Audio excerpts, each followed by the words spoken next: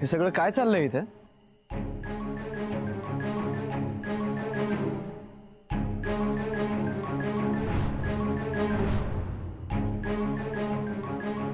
नाही, मलाही तुला हाच प्रश्न विचारायचा आहे की हे सगळं काय चाललंय? म्हणजे लग्नाच्या नावावर केलेली फसवणूक, ती संसाराच्या नावावर चाललेला जोक, आणि घराच्या नावावर हे भिकारडेपणाचं शोरूम. फक्त प्रेमाचं नाटक केलंस आणि तेही अगदी सक्सेसफुली केलं.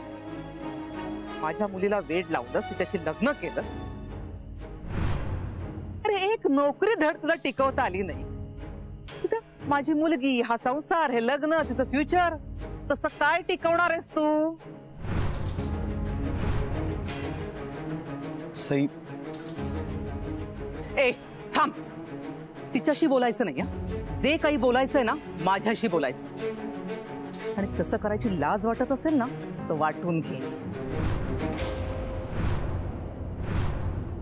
कारण सोन्याने मडलेल्या माझ्या मुलीला लंकेची पार्वती केलंयस तू. अरे 5 स्टार मध्ये उठबस असलेली माझी मुलगी, तिच्या तोंडात 4 घास भरवू शकत नाहीयेस तू. ऐशारामात लोळणाऱ्या माझ्या सईला या भिकारड्या खुराड्यात आणून टाकलेस.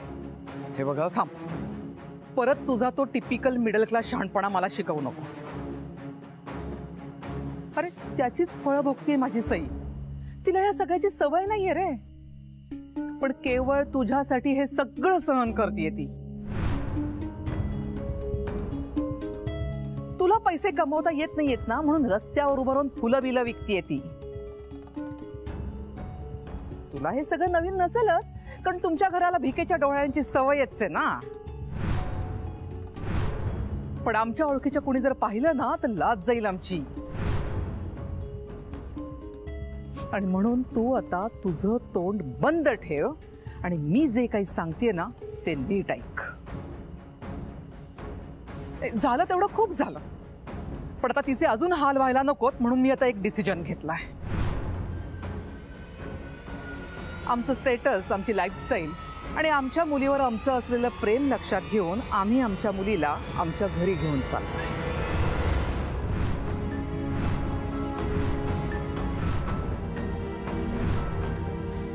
तुला सोबत यायचं असेल तर वेल अँड गुड, पण आमच्या घरामध्ये आम्ही जसं सांगू तसं तुला वागावं आणि जगावं लागेल.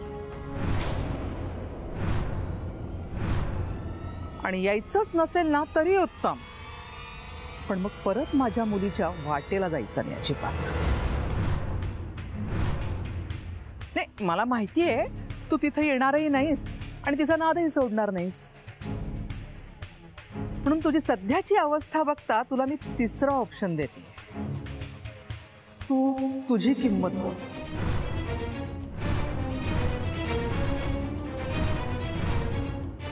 नीट विचार करून एक फुल अँड फायनल आकडा सांग,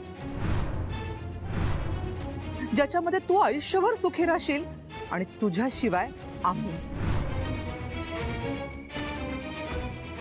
बोल ना, किती पैसे द्यायचे तर आम्ही तुला? 5 लाख, 10 लाख की 20 लाख?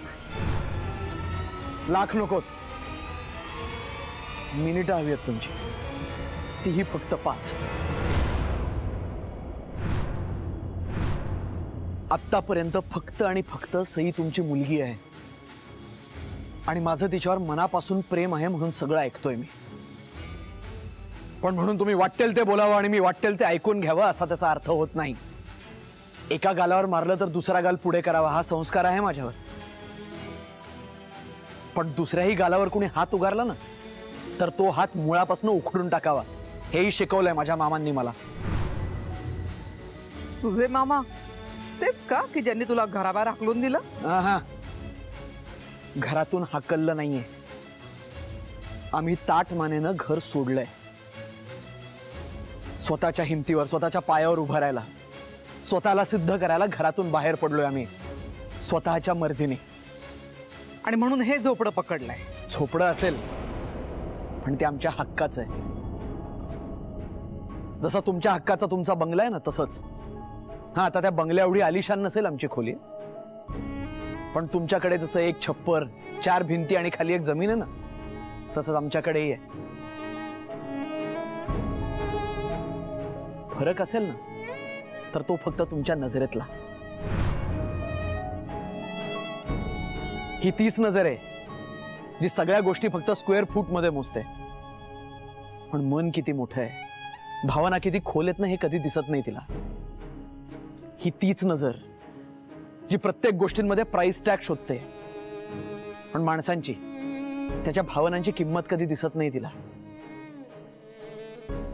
अहो, ही तीच नजर जी फक्त आलिशान, पॉश आणि चकचकीत गोष्टींमध्ये सुख शोधते. पण आपल्याच मुलीचं सुख कुठं दडलंय ना, याकडे ढुंकूनही बघत नाही. तुला काय वाटतं, या भिकारड्या अवस्थेत माझ्या मुलीचं सुख दडलंय? मी ज्या सईला ओळखतो ना, तिला या असल्या गोष्टी कधीच दिसत नाहीत.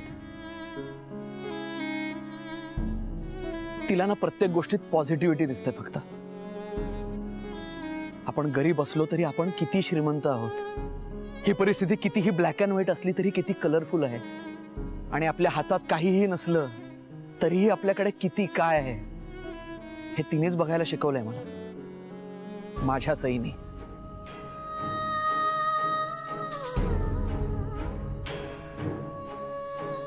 त्यामुळे तुम्हाला जे वाटतंय तेच तिला वाटत असेल असं गृहीत धरू नका तुम्ही. हा,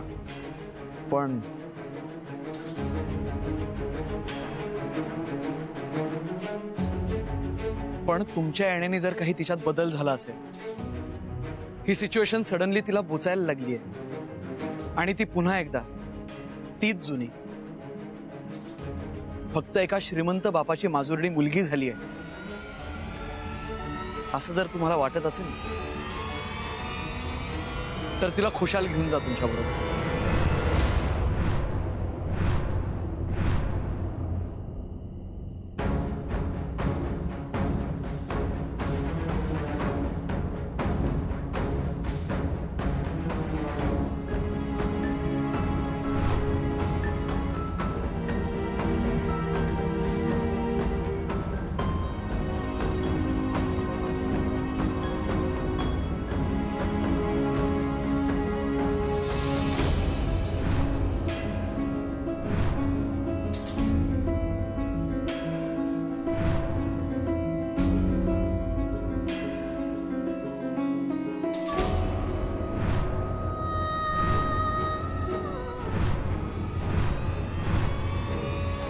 आदित्यला सोडून मी कुठेही जाणार नाही.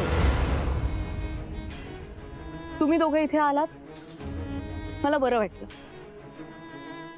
पण आता तुम्ही प्लीज इथून जा. आज तू पुन्हा जिंकलायस, पण म्हणून याचा अर्थ मी हरली असा नाहीये. आजचा दिवस तुझा होता, पण उद्याचा दिवस नक्कीच माझा असेल. मग तू उद्या परत ये इथे मम्मा. आम्ही इथे असेच उभे दिसू तुला.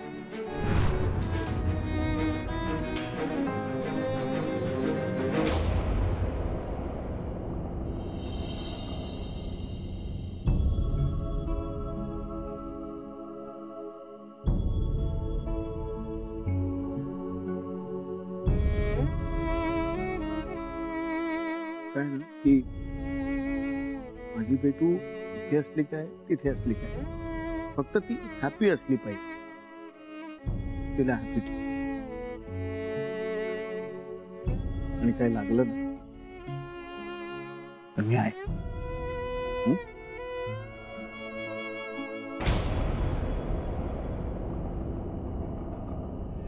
काय म्हणालास? काय म्हणालास? काय म्हणालास? मला घेऊन जा ना, काय म्हणालास तू? घेऊन जा का म्हणालास तू? कॉन्टेक्स्ट वेगळा होता. कॉन्टॅक्ट काही असलं तरी तू परत जर का असं काही बोललास ना आणि मला तिकडे पाठवायचा विचार केला तर मारून टाकीन मी तुला. मला मारल्यावर तुला तिकडेच जावं लागेल ना सई.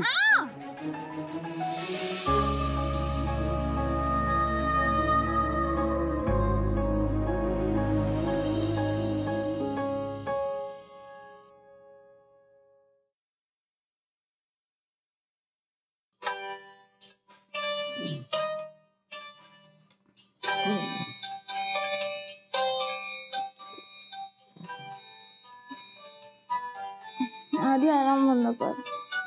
तू उठ तर आधी मग करतो. अरे यार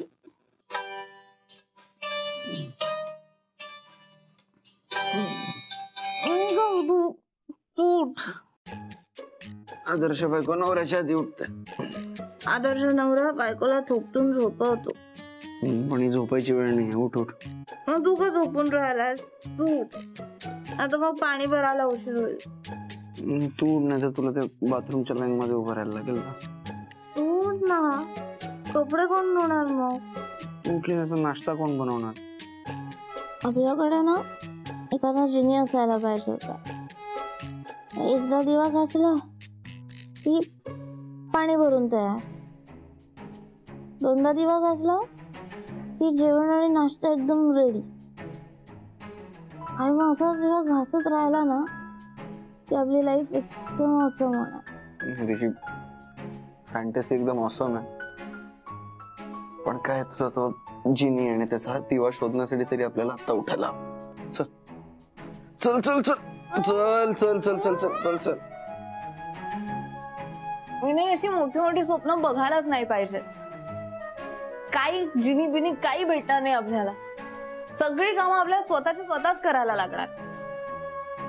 काय ग सकाळी सकाळी कशाला एवढी सॅड होतेस? बी पॉझिटिव्ह तूच म्हणतेस ना. बर चल, तू म्हणतेस म्हणून ही बादली घासून बघू का? बघूयात आपापलं पाणी भरतं का.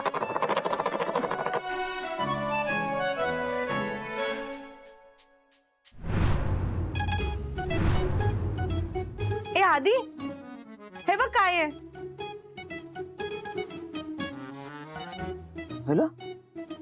या बादलीत खरंच जिनी आहे की काय? नाही, आपल्या शेजारच्या घरात जिनी असणार. विद्या आणि भगवानी नसेल ना केलं हे. एनिवे घेऊन जाऊया.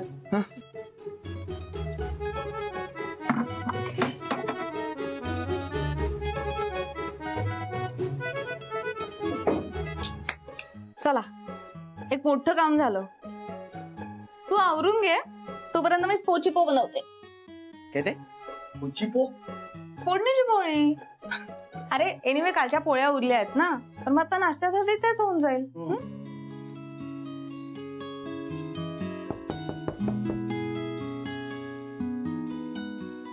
आता कुठलंही भांड घासलं तरी जिनी येतोय का? काही असे.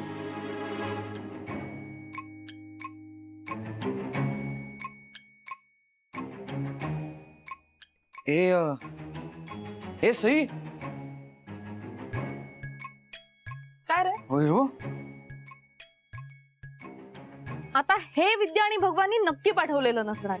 एवढ्या फॅन्सी ब्रेकफास्टचं बजेट आपल्याकडेही नाही तर त्यांच्याकडे कुठून येणार? मग कोणी पाठवलं असेल? मामांनी. मामांनी. हॉटेलमधनं पार्सल शक्यच नाही से. हा, दादा मामा हॉटेलमध्ये जात नाहीत, पण भाई मामा कधी कधी इराणी कॅफे मध्ये जातात क्लायंट बरोबर. आणि पिंट्या मामा सुद्धा गॅरेज मध्ये लपून छपून वडापाव मागवत असतात. नाही, भाई मामा इराणी कॅफे मध्ये जातो, पण क्लायंटनी काही मागवलं तरच खातो, नाहीतर फक्त चहा पितो. आणि पिंट्या मामा सुद्धा दळवी वडेवाल्याकडनं मागवतो सगळं.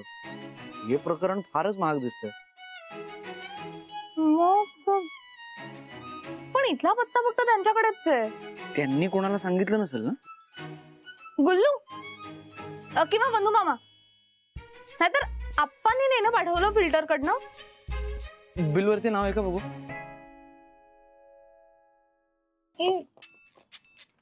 बिल नाही, चिठ्ठी सारखी वाटतेय. ज्यादा विचार करू नका. ब्रेकफास्ट होतोय थंडा. आधीसाठी व्हेज दिलाय आणि सईसाठी अंडा.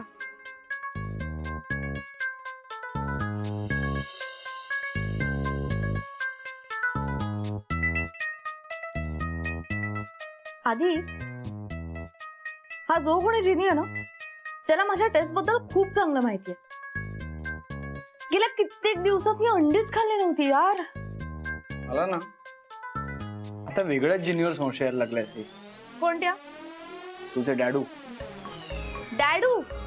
इम्पॉसिबल. मेरे पास सबूत है मिलॉर्ड. काय पुरावा आहे? पुरावा नंबर 1. एवढ्या महागड्या कॅफे मधनं मामांनी ऑर्डर देणं अशक्य. त्यात नॉनव्हेज म्हणजे तर इम्पॉसिबल. त्यामुळे त्यांना आपण रूल आउट करू शकतो.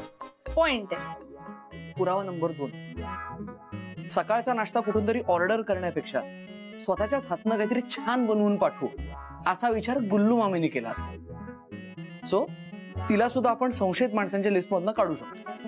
हे पण मान्य आहे. पण मग डॅडू विरुद्ध काय पुरावा आहे तुझ्याकडे? पुरावा नंबर 3, ही कविता. जादा विचार करू नका, ब्रेकफास्ट होतोय थंडा, आधीसाठी वेश दिलंय आणि सईसाठी अंडा. ही असली झिरो कविता तुझ्या डॅडूलाच सुचू शकते फक्त. ए प्लीज असं डॅडू यातलं काही करणं शक्यच नाही. मुळात तो असली शायरी बिरी करण्यात वेळच घालवणार नाही. तो डिरेक्टली भिंती फोडून येईल आणि इथे महाल बांधायला लागेल. त्याला म्हणजे खूप काळजी वाटते. मला एवढा ससवा त्रास झालेला चालत नाही त्याला.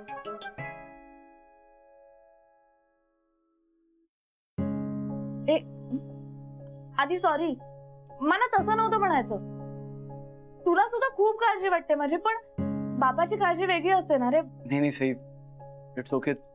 तू चुकत नाहीच आहेस, मीच थोडा चुकतोय, पण मी करेन सगळं नीट. नाही आधी, अरे काहीच चुकत नाहीये. हे बघ, मला ना पूर्ण कॉन्फिडन्स आहे तुझ्यावर. आणि मला ही पण खात्री आहे की लवकरात लवकर आपल्या नशिबाचं दार उघडेल. हे बघ, नशिबाचं दार वाजलं. सई, आपल्याला कोणी इथपर्यंत शोधत पोचलं नसेल ना?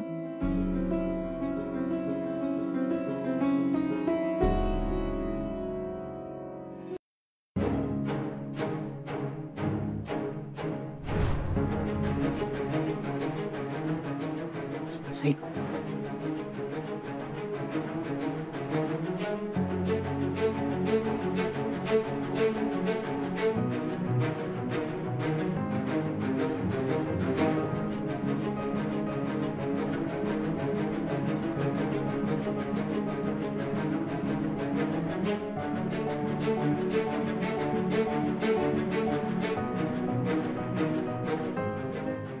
कसं तुम्ही ना कश्यप. हा, इकडे सही करा. सही कसली सही? हो, सही नाही केली तुमचा फी तुम्हाला मिळणार नाही. एक मिनिट, काहीतरी चुकतंय तुमचं. आधीत कसं तुमचं नाव. अहो पण हा फ्रीज आम्ही ऑर्डर केलेला नाहीये, त्यामुळे तुम्ही तो परत घेऊन जा. सगळा पेमेंट झालाय मॅडम. कुणी केलं पेमेंट? ते आम्हाला माहित नाही, फक्त आम्ही डिलिव्हरी करतो. पटकन सही करा, तुमच्या बाकीचे सामान आणायचे. बाकीचं सामान? हा तुमचा 1.5 टनचा 5 स्टार AC. बिल कमी येतो आणि थंड हवा येतो. ही तुमची इंडक्शन हॉट प्लेट, त्याबरोबर भांड्याचा सेट पण आहे. हा तुमचा मायक्रोवेव्ह, एक मोठा टीव्ही पण आहे. त्याची डिलिव्हरी उद्या येईल. सई, आता काय वाटतं तुला, हे सगळं कोणी पाठवलं असेल?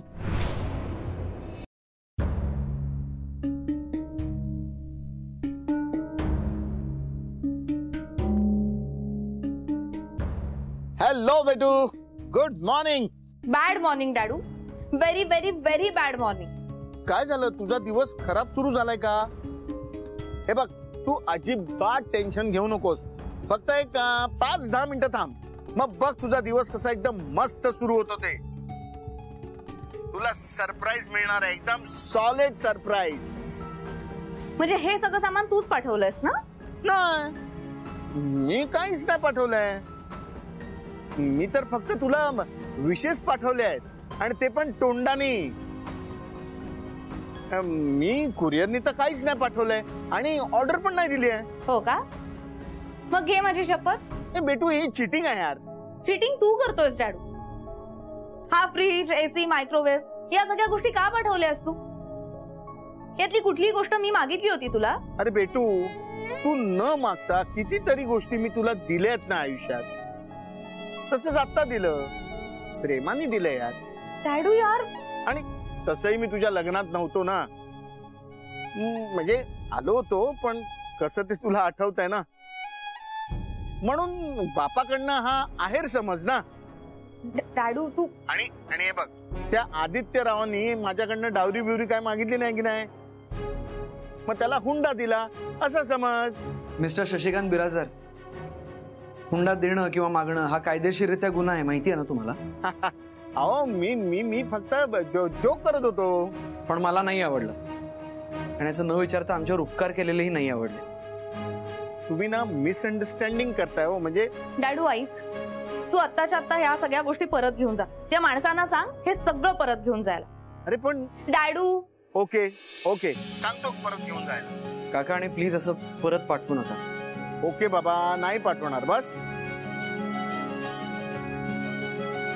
बेटू, आता हा डॅडू आपल्या बेटूची पाठ अजिबात सोडणार नाही. पुऱ्या दुनियेची खलीवली करून टाकेल पण आपल्या बेटूचा संसार सुखाचा करेल.